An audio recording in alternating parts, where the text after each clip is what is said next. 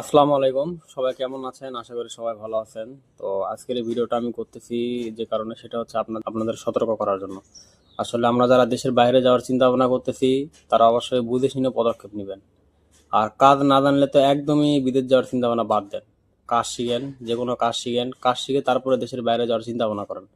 যদি আপনারা কাজ না শিখে দেশের বাইরে যান, তাহলে আপনারা বিপদে পড়বেন, আপনার পরিবারকেও বিপদে ফেলাবেন।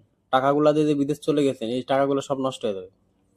তাই বলতেছি, কাজ শিখেন, দক্ষ হন, তারপরে দেশের বাইরে যান। বাংলাদেশের টিটিসি সেন্টারগুলোতে অনেক ধরনের কোর্স করানো হয়, 2 মাস 3 মাস 1 মাস।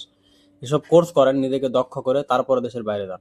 আমি আমার পাশে দেখছি অনেকে, যে একজন টাকা ইনকাম করতেছে দেশের বাইরে যায়, ভাবতেছে আমি গেলেও দেশের বাইরে গিয়ে অনেক টাকা ইনকাম করব।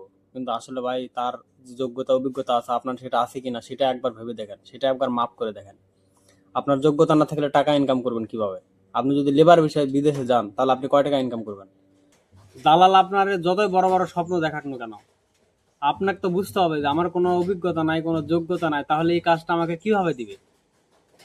আপনাকে কিছু বিষয় বুঝতে হবে, ভাবতে হবে। দালালের কথায় পড়ে, দালালের খপ্পরে পড়ে যে আপনি ওই বলবে যে এসির ভিতরে কাজ, এই কাজ সেই কাজ, বা আপনাকে ভুলাবে, অনেক কিছু করে ভুলবেন না, ভুললে আপনি বিপদে পড়বেন।